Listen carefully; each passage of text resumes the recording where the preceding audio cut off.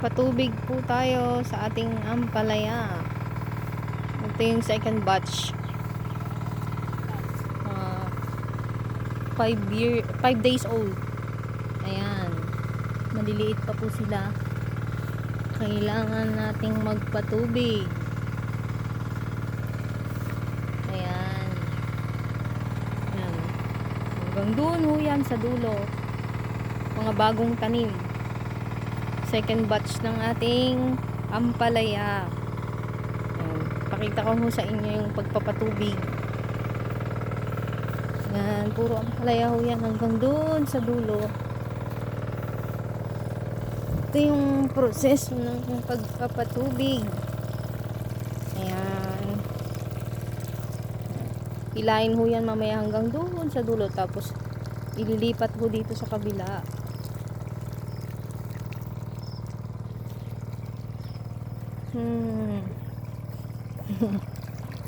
Patubig, patubig.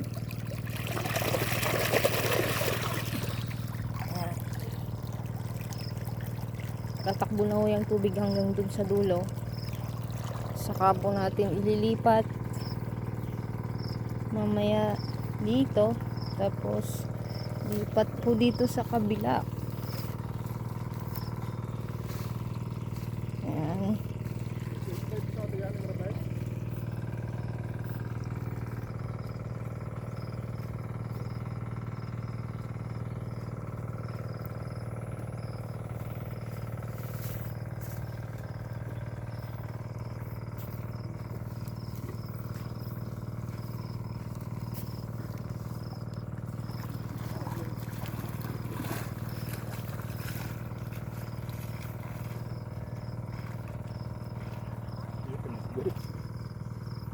Ayan. Tinatabo-tabo.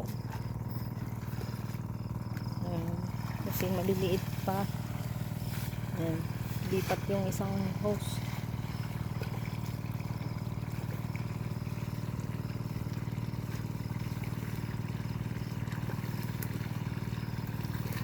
Second batch ng ating ampalaya.